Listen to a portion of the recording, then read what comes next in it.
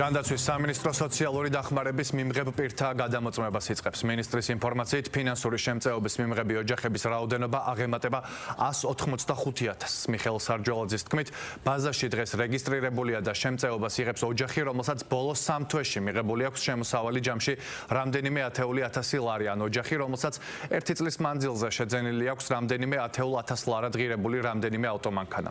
მისივე თქმით, სოციალურად დაუცველი ოჯახების მონაცემთა ერთიანი ბაზა შესაბამისობაში ვერ მოდიოდა იმ აღიარებულ ეკონომიკურ წარმატებასთან, რომელიც ქვეყანას ჰქონდა ბოლო წლების განმავლობაში. თემაზე ჩვენი ჟურნალისტი თეონა მაჭარაშვილი მუშაობს, რომელიც ახლა პირდაპირ ეთერში გვერდება. თეონა, რატომ გახდა აღნიშნული ღონისძიების გატარება საჭირო?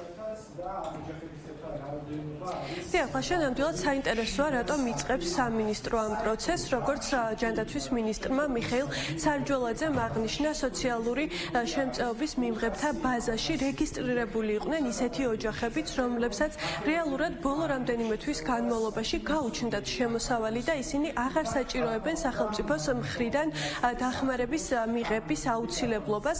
მინისტრის ინფორმაციით, დღის მდგომარეობით ამ ბაზაში რეგისტრირებული არის 185,000-ზე მეტი ოჯახი, საერთო ჯამში კი ამ ბაზაში არის 1,300,000 ადამიანი რეგისტრირებული. როგორც მინისტრი ამბობს, მათგან ნახევარზე მეტი არ იღებს ფინანსურ შემწეობას სახელმწიფოს მხრიდან, თუმცა სარგებლობენ გარკვეული შეღავათებით. როგორც ის ამბობს, ბოლო რამდენიმე თვის განმავლობაში ამ ადამიანებს გაუჩნდათ 10,000-ობით ლარის შემოსავალი დაახლოებით, ასევე ყიდულობენ ძვირადღირებულ ავტომანქანებს, შესაბამისად აღარ არის საჭირო, რომ სახელმწიფოს მხრიდან გაცემული იყოს მათზე სოციალური დახმარება. ამიტომ იწყება პროცესი ამ ოჯახების გადამოწმების, თუმცა საინტერესო არის, ვინ იქნებიან პირველ რიგში ის ოჯახები, რომლებიც გადამოწმდებიან. გარკვეული კრიტერიუმები იარსებებს, რა თქმა უნდა, რომელზეც მიხეილ სარჯველაძემ აღნიშნა, რომ პირველ რიგში ის ადამიანები გადამოწმდებიან, რომელთა შემოსავალიც ბოლო 3 თვის განმავლობაში იყო 2,000 ლარი ან მეტი. ასევე მინისტრმა თქვა, რომ ის ციფრები, რომელიც აღინიშნებოდა სოციალური დახმარების მიმღებ პირებზე, ვერ მოდიოდა შესაბამისობაში იმ ეკონომიკურ მაჩვენებელთან, რომელზეც საუბრობდა მმართველი გუნდი. შესაბამისად, ეს ხშირად ხდებოდა ოპონენტების მხრიდან სპეკულაციის საგანი. ასევე მიხეილ სარჯველაძის ინფორმაციით, COVID პანდემიის შემდეგ, ანუ ბოლო 5 წლის განმავლობაში აღარ გადამოწმებულან ეს ოჯახები, შესაბამისად საჭირო არის ახლა ამ პროცესის დაწყება, რომელიც რამდენიმე თვის განმავლობაში გაგრძელდება. COVID პანდემიის შემდეგ მოქმედებდა ეგრეთ წოდებული მორატორიუმი და გარდა უიშვიათესი გამონაკლისებისა, პრაქტიკულად არ ხორციელდებოდა ოჯახების გადამოწმება. ამის გამო ბაზაში დღემდე ფიქსირდებიან ადამიანები და ოჯახები, რომელსაც საბედნიეროდ აღარ აქვს სახელმწიფოს მხრიდან სოციალური დახმარების აუცილებლობა. ამავე მიზეზთა გამო არის სრულიად ანომალიური შემთხვევებიც, რომელთა რიცხვი არ არის სამწუხაროდ ცოტა. მაგალითად, ბაზაში დღეს რეგისტრირებულია და შემწეობას იღებს ოჯახი, რომელსაც ბოლო 3 თვეში მიღებული აქვს შემოსავალი ჯამში რამდენიმე 10,000 ლარი. ან არის რეგისტრირებული ოჯახი, რომელსაც 1 წლის მანძილზე შექმნილი აქვს შეძენილი აქვს რამდენიმე 10,000 ლარად ღირებული რამდენიმე ავტომანქანა. ან რეგისტრირებულია ოჯახი, რომელსაც 2024 წელს შეძენილი აქვს იმავე წელს 2024 წელს გამოშვებული ავტომანქანა.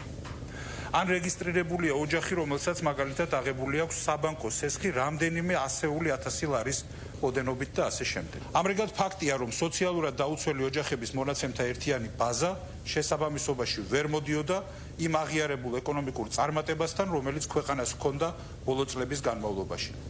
სწორედ ამ მიზეზთა გამო იქმნებოდა ნიადაგი აღნიშნული რიცხვებით მანიპულირებისა და ყალბის შთაბეჭდილებების შესაქმნელად. დროა წერტილი დაესვას ასეთ პოლიტიკურ სპეკულაციებს და ამ მიზნით სამინისტროს საჯარო სამართლის იურიდიული პირის სოციალური მომსახურების სააგენტო იწყებს ბაზაში რეგისტრირებული ოჯახების გადამოწმების აქტიურ პროცესს. ჩვენი მიზანია, რომ ბაზაში რჩებოდნენ მხოლოდ ის ოჯახები და ადამიანები, რომლებსაც დღეისთვის მოქმედი კანონმდებლობის თანახმად რეალურად ეკუთვნით სახელმწიფოს ფინანსური მხარდაჭერა.